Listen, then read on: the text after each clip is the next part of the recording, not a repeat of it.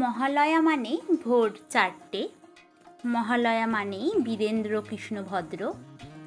মহালয়া নিয়ে বর্তমান দিনে একটি মতপার্থক্য আলোচ্য বিষয় হয়ে উঠেছে। মহালয়া শুভ না অশুভ?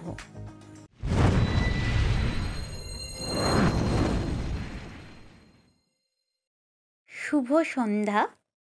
বেঙ্গলি উইথ তমা চ্যানেলে তোমাদের সবাইকে স্বাগত জানাচ্ছি। চ্যানেলে নতুন হয়ে থাকলে সাবস্ক্রাইব করার অনুরোধ রইল।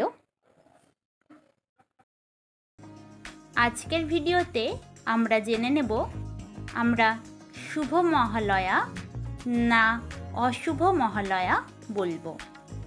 পিতৃপক্ষের অবসান এবং দেবীপক্ষের সূচনা লগ্নটি হল মহালয়া। পিতৃপক্ষের এক পক্ষকাল পূর্বপুরুষেরা মনুষ্যলোকের কাছাকাছি চলে আসে। তর্পণ হলো যাতে অন্নের তৃপ্তি হয়, এই উদ্দেশ্যে জলদান। এই সময় তাই পূর্বপুরুষের উদ্দেশ্যে তর্পণ করা হয়। যেহেতু পূর্বপুরুষেরা কাছে চলে আসে, সেই তর্পণ করা জল সহজেই তাদের কাছে পৌঁছয়।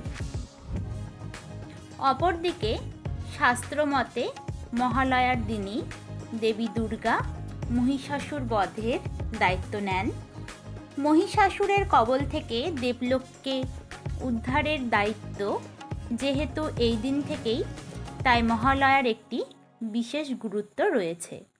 মহালয়ার দিন থেকে দেবী কৈলাস থেকে পৃথিবীতে আসার জন্য রওনা হন। এই দিনটি তাই শুভ।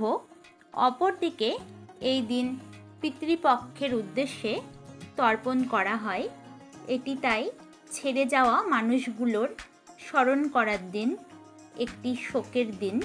দিনটিকে তাই শুভ না বলার পক্ষপাতিত্ব দেখা যায়।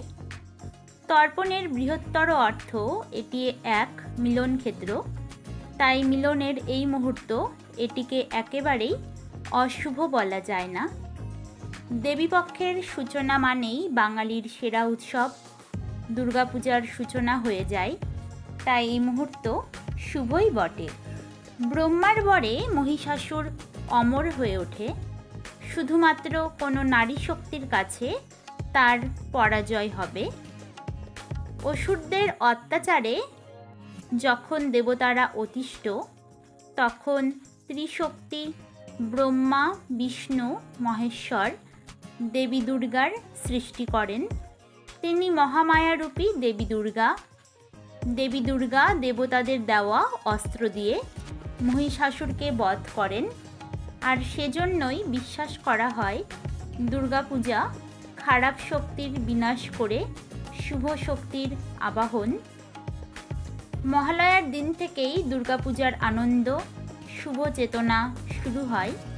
দেবীর আগমনের সাথে সাথে এদিন থেকেই সব অশুভ শক্তির বিনাশ হয়।